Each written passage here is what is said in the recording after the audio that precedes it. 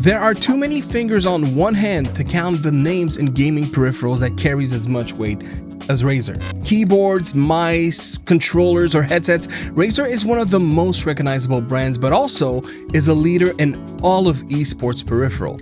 So it really shouldn't surprise anyone that their flagship goals aren't to be pretty good, it's to be the best.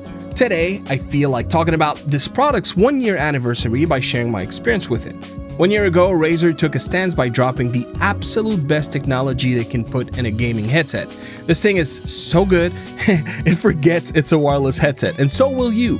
What no one forgets though is this ridiculous, vibrant green that only Razer could get away with. It's bold, it screams, and make no mistakes, it catches anyone's eye, but thankfully it's even louder with its quality and features. So after spending much quality time using it, I'm gonna tell you why this is the headset that made me retire wired.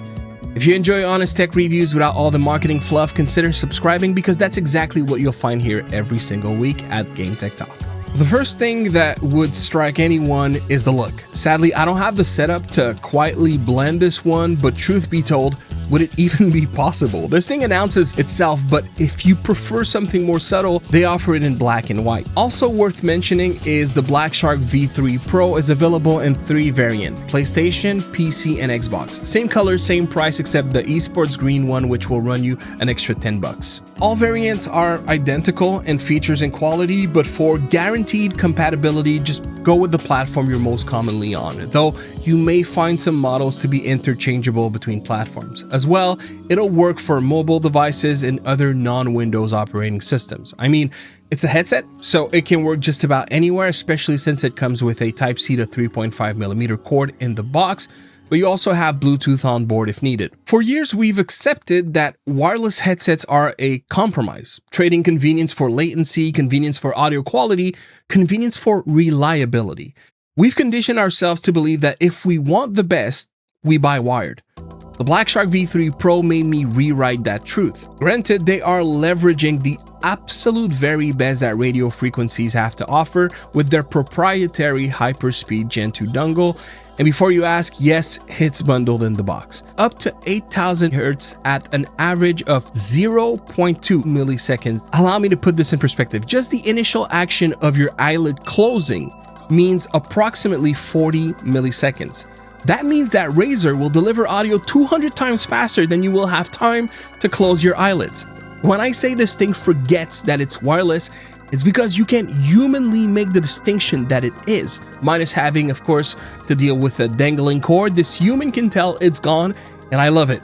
And that's where it starts, because despite the latency being world-renowned, Razer still delivers peak audio. Let's get something out of the way. The audio business is a rabbit hole. You can pay whatever you want to pay. I'm not about to say that this is the only ever good sounding headset I heard in my life, but I will say as much. It has no business being the price that it is if judged on its auditive qualities alone. It should be more, which I forgot the headset goes for $250 USD, the Pro model that is. And if you get one, consider using the links in the description, but regardless, do make sure you're getting the Pro. There's also a standard V3X hyperspeed, nothing against the 2 more cost-efficient options, but I want to make sure you know which model I'm talking about. I'll invite you to check Razer's chart if you want to know the differences. And to quickly address the links, Razer did send me the headset for me to produce this review. They don't pay me, they don't tell me what to say, and I do not make affiliate commissions if you use the links to their website. I do make affiliate commissions if you use the link to Amazon. Just keeping it real. So how does it feel when watching a movie? Fantastic. You have an extremely good balance between lows, mids, and highs, and while some profiles might do you better for specific content type, the default is very well-rounded. With how loud it looks, you'd expect a boomy mess, but no, their objective was obviously imaging, positional audio, and making sure that not a single hertz of the entire spectrum is left unheard. Figuratively speaking, of course. I see you, my nerds. Genuinely a lovely bass profile, but even though I won't spend much time talking about this, you do have a software solution where you can tweak things to your liking. Games sound alive, vibrant. When set up with a lively scene, you feel like you're there, like having 20 soundtrack playing simultaneously that you can each individually focus on as you could in real life.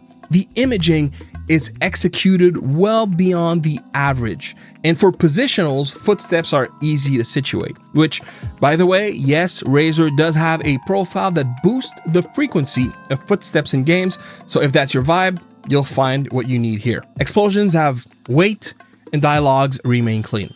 On to the next most important thing, music, and I'm happy to report it also doesn't feel like an afterthought. Look, I'll call it what it is. It's one of those rare headsets where I never touched the EQ. To me, there's no point.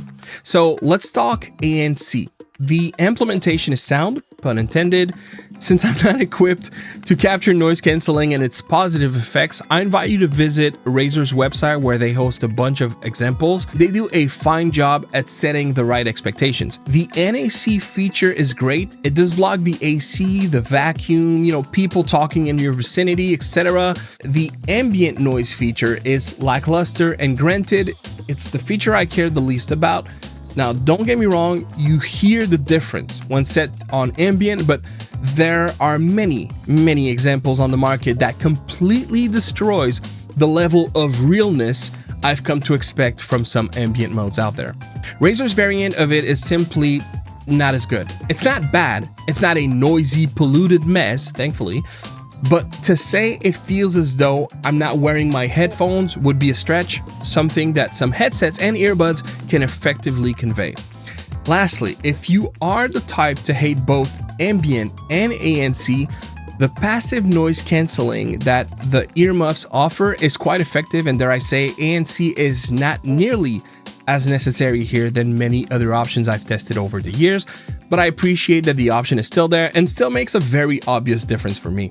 I've been trying to step away from the specs, but there is one thing I definitely want to emphasize on. Razer's proprietary drivers called Razer Triforce Biocellulose 50mm drivers Gen 2. It's a mouthful, and look, I can't break it down scientifically, but god dang, they make the audio sound freaking amazing. And again, at a price point that these have no business being at it. They could easily be twice the cost and still rival some audiophile options out there.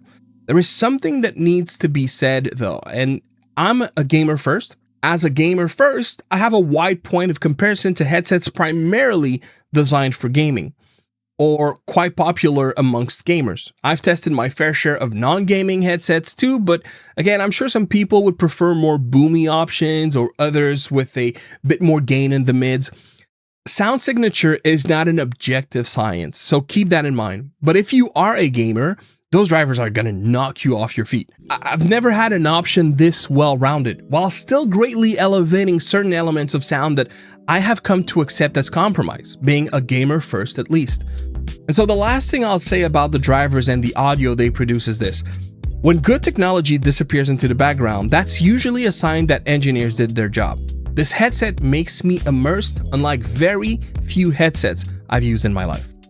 So the microphone actually surprised me. For one, it's user removable, the arm is adjustable, and genuinely it's quite pleasant to use, though not subtle at all. Headset microphones have gotten dramatically better over the last few years, and the V3 Pro continues that trend. If you're jumping into Discord, playing ranked, streaming casually, or joining work meetings, you're gonna sound great.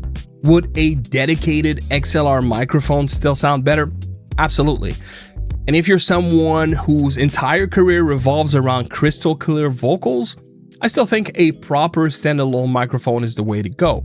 But for a headset, even for a component category that vastly improved over the years, this microphone still punches well above the average. I suspect your party members will love you for giving them above average vocal clarity. Now, there's something I said that I need to refer to. I mentioned that some ambient modes on other earbuds and headsets make me forget I'm even wearing them. And I specifically mentioned this not to be the case on Razer's headset. I still stand by what I said, but let me make this crystal clear. I was not referring to comfort, because when it comes to comfort, that's another home run for the BlackShark V3 Pros. The muffs are super comfy, but here's a fun fact. I actually worked more than a decade in the bedding industry, so when talking memory foam, fabrics, microgels, and whatnot, I actually know my way around. While the V3 Pro is new, I have another pair of a more cost-efficient Razer product that's a little over a year old, and the cups have held up super well despite being used daily by my son. The foam in the BlackShark V3 Pro is far superior. It's soft but resistant. The cooling effect, while not overdone, is present, and it isolates audio perfectly. It keeps out, and what's in. Razer didn't take any detours there. They most certainly could have. As much as audio can be a rabbit hole, so can foam and fabric be.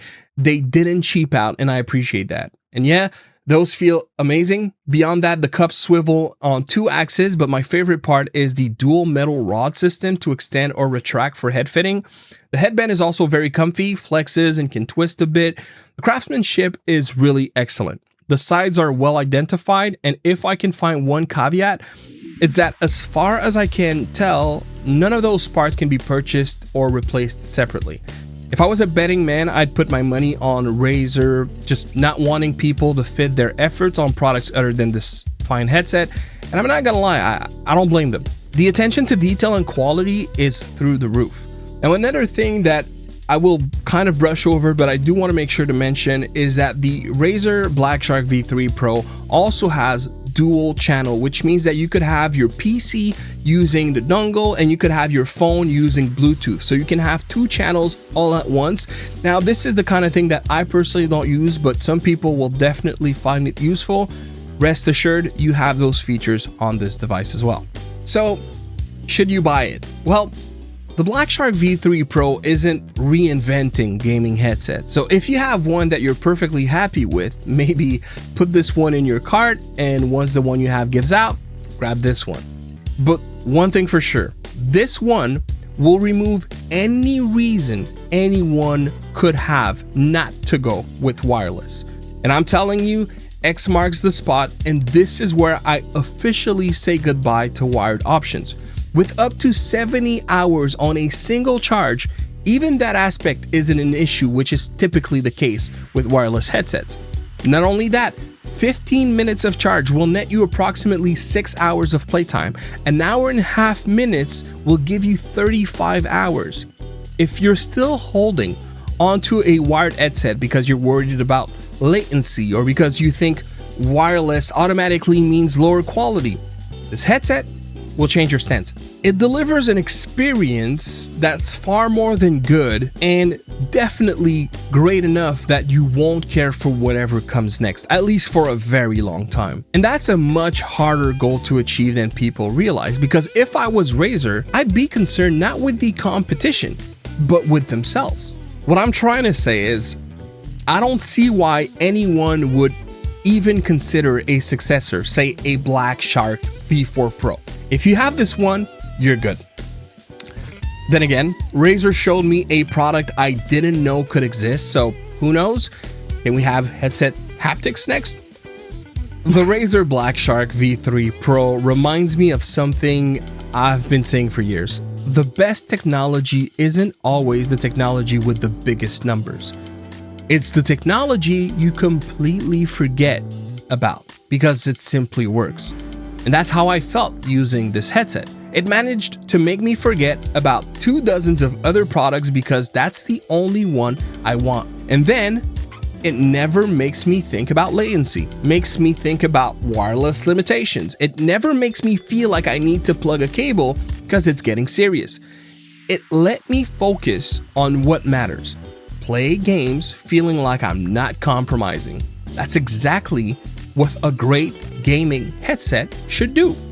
If you're in the market for a premium wireless headset, this is one I can recommend without hesitation, especially if you've been waiting for wireless technology to finally feel like it belongs in the same conversation as wired. In my experience, it absolutely does. And if you enjoyed this review, don't forget to leave a like, subscribe if you're new, and as always, thanks for watching. My name is Clef, and I'll see you on the next one. Peace.